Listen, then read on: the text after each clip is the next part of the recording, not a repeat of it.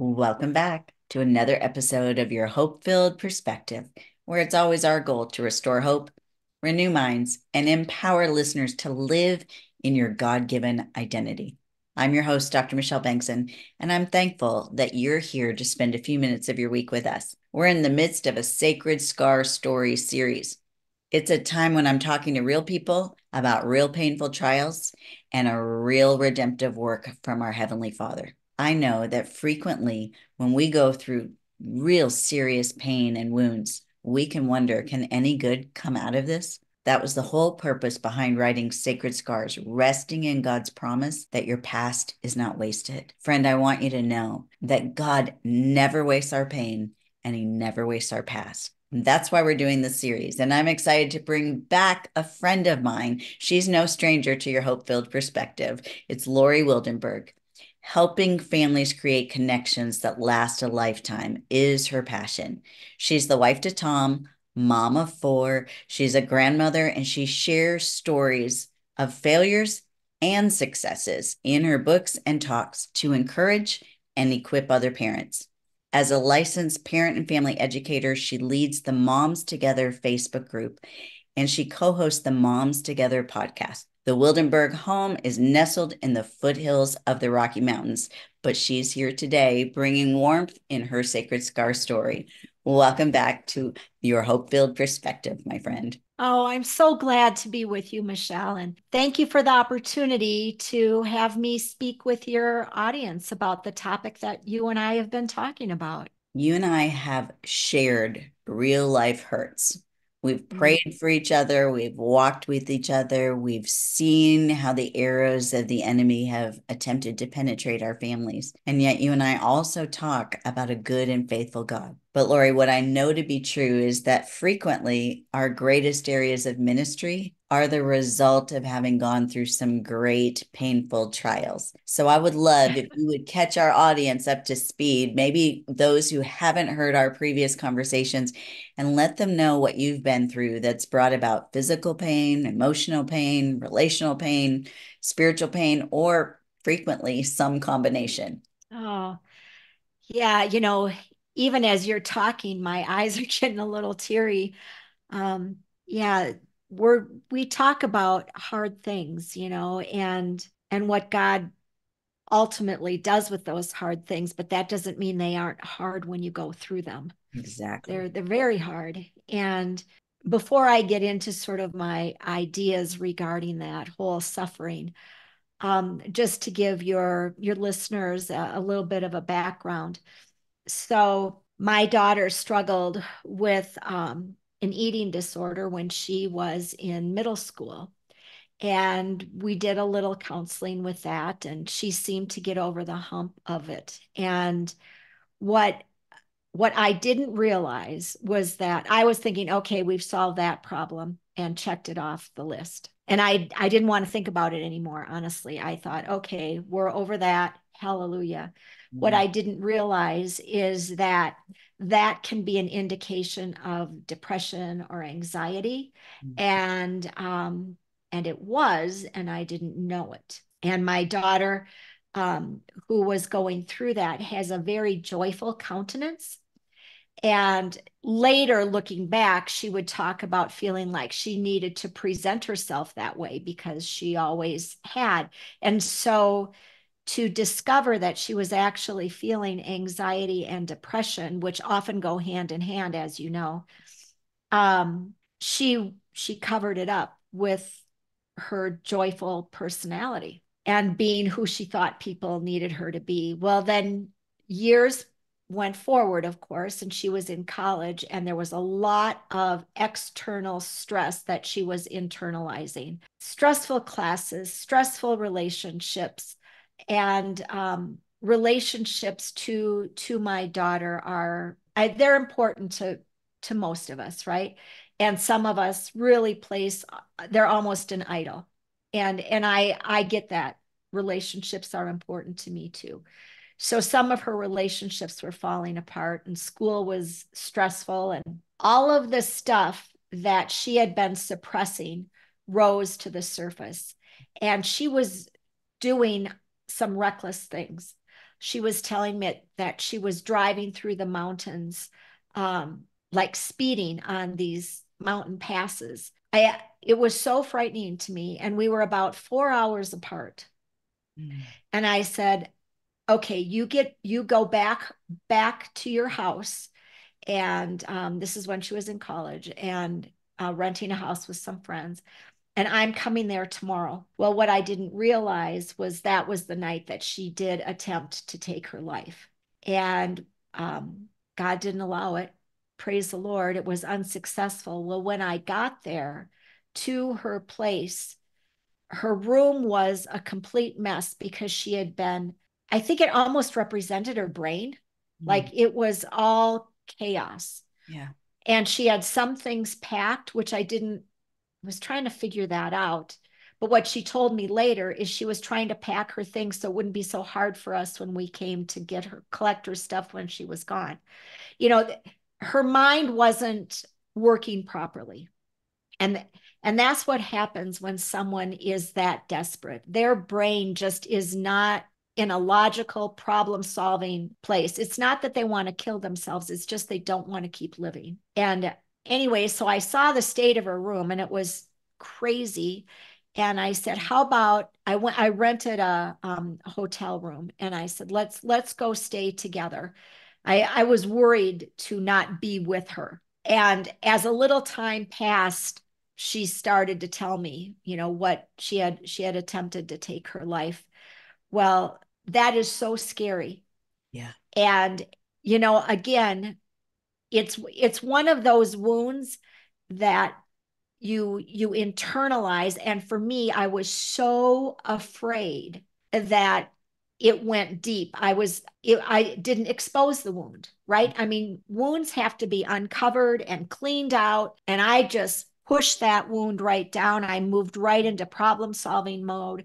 I moved into like fixing her so that she wouldn't be in this place. Well, then she stayed with me. I think we were there in the hotel room for maybe a week.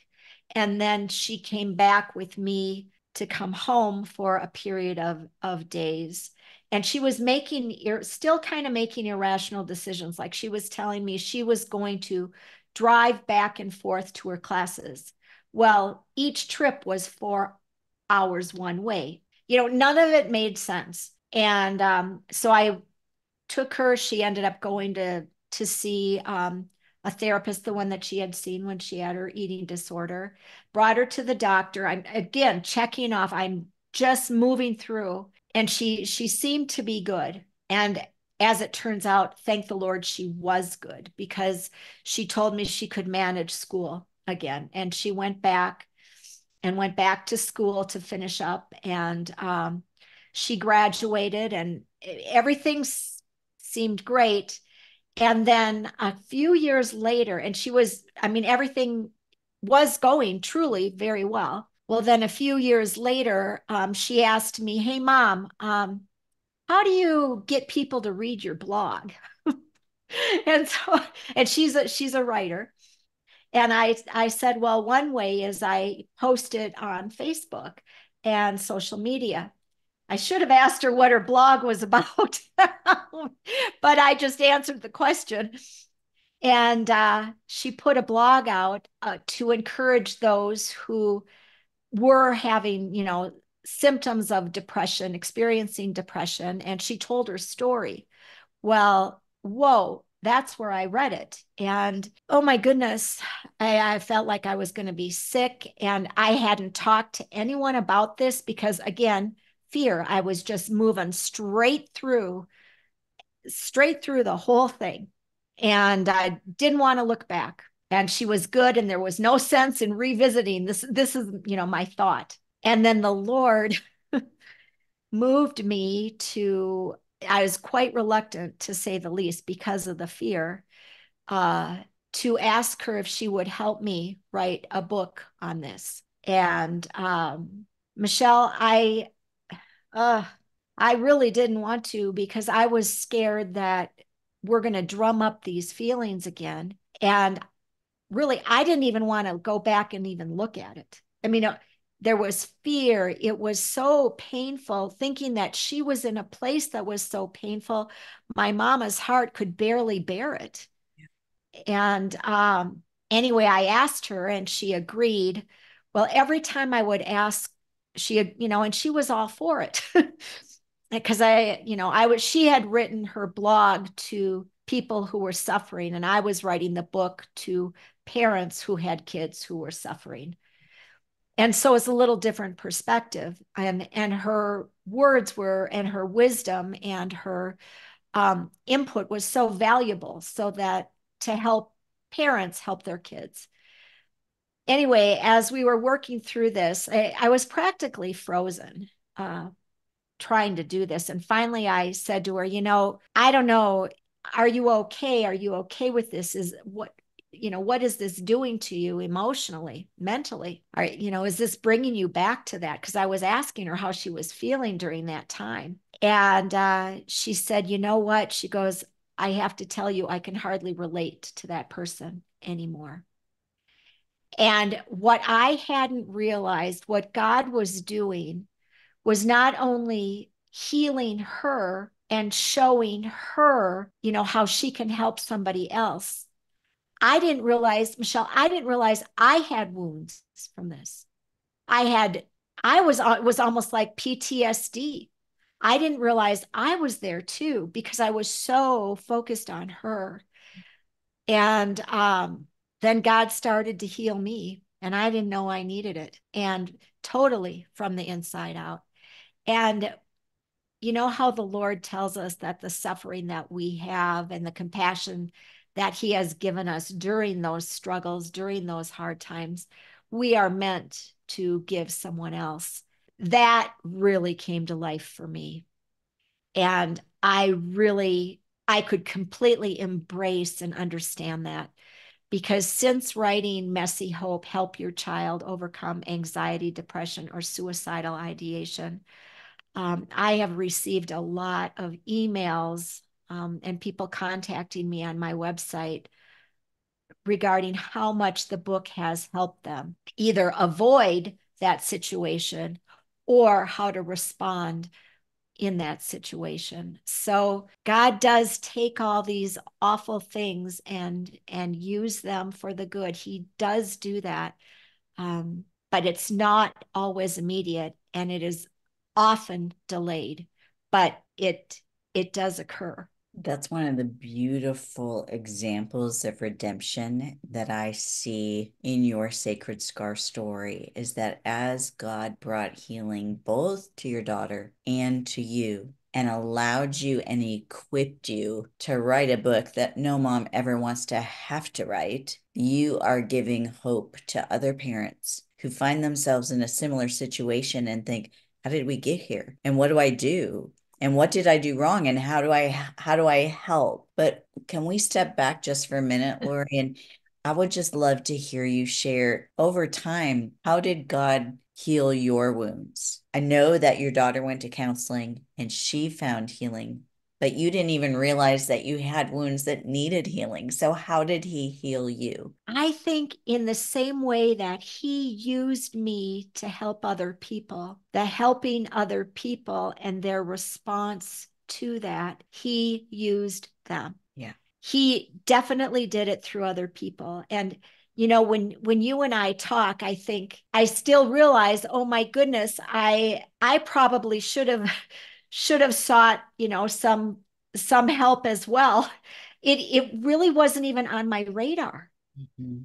And but I guess over time and still this draws up as we talk about it. I am still very tender to that, and it to think that my kiddo went through all that pain and she's not there anymore.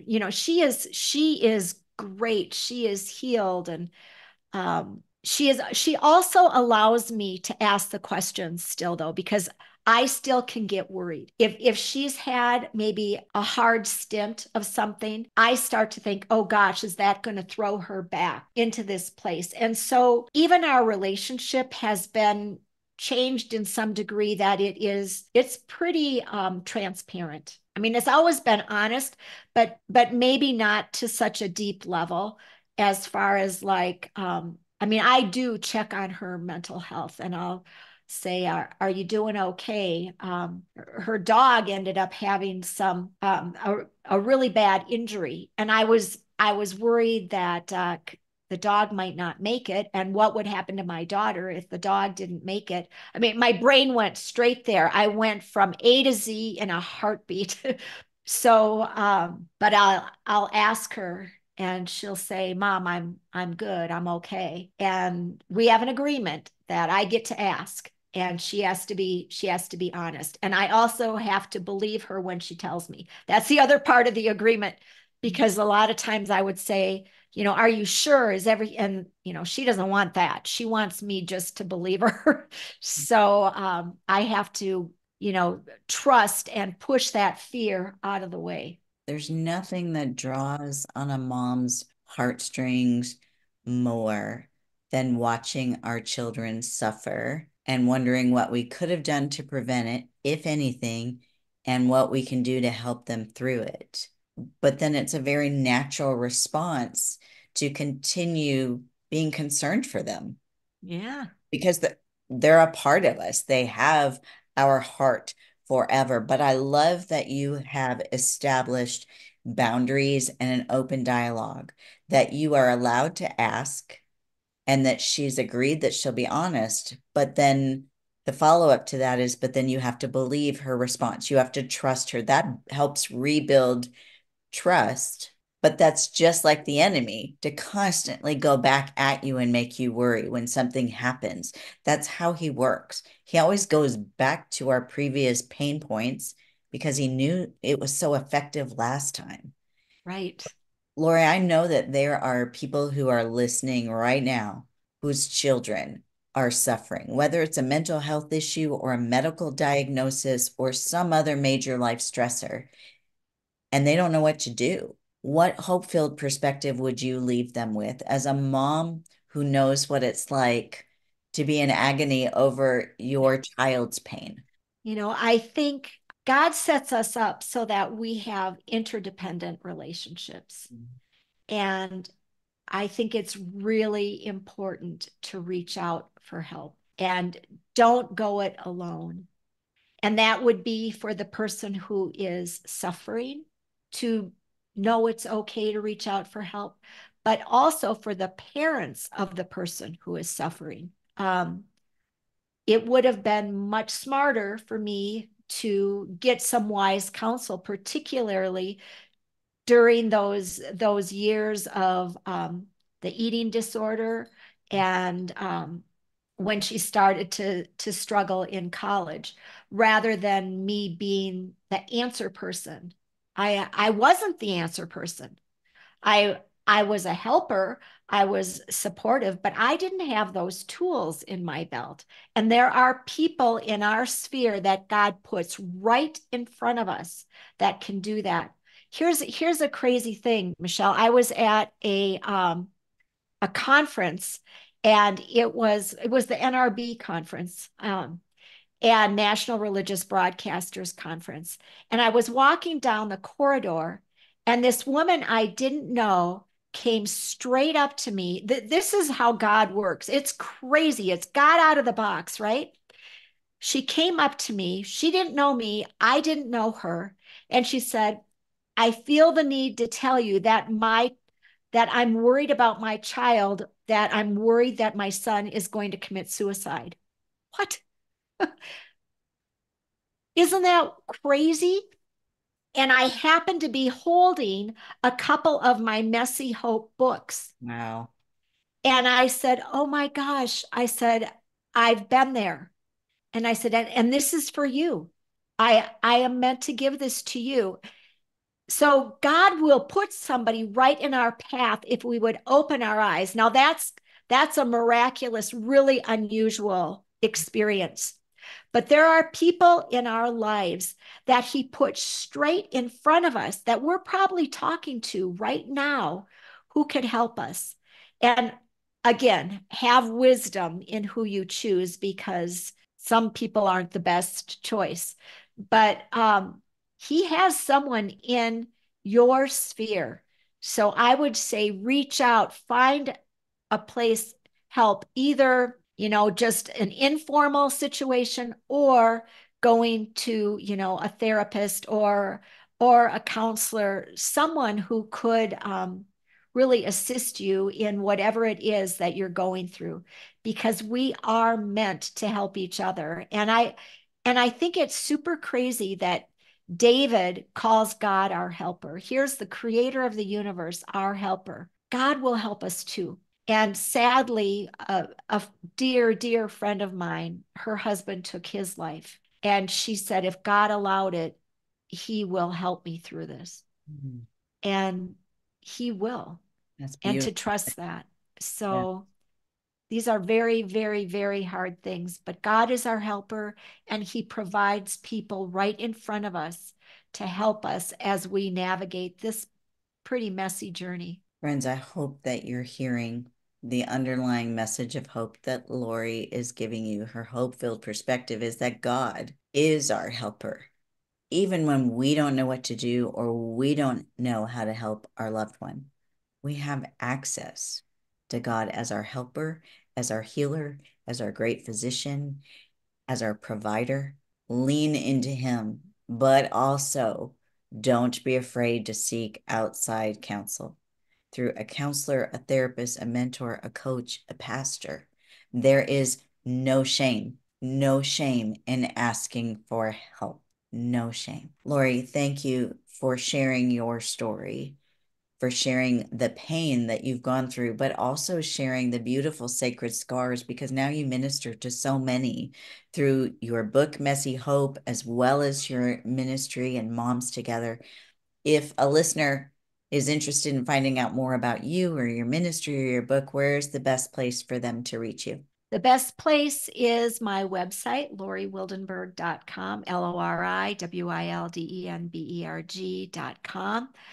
You can also find me on social media, Facebook, Lori Wildenberg, or Moms Together.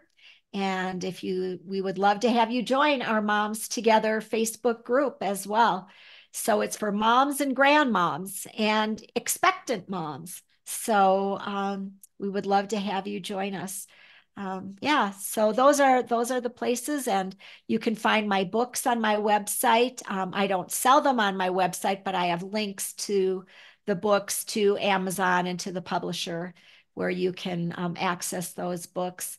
And they're all very practical and hope-filled and faith-filled. So I hope you check them out, because that is another way to find hope and help. Friends, we will put all the information about Lori, her ministry, and her books in the show notes that you can find at drmichelleb.com. Friends, if there was something in today's episode that encouraged you, maybe you have a loved one going through a difficult time and you're not sure what to do. Or maybe you have a friend who has a loved one who's going through a difficult time. Would you consider sharing this episode with them to provide them with a biblically based, hope-filled perspective? We always want to point you back to God as our helper. He's the ultimate source of your help. But sometimes He provides people with skin on, whether it's in the form of a good trusted friend or a Christian counselor. So we hope that you'll avail yourself of those resources. I've enjoyed sharing this Sacred Scar Story series with you, and I hope that you'll join us next week for another episode. In the meantime, it's my prayer for you that you will have a hope-filled week.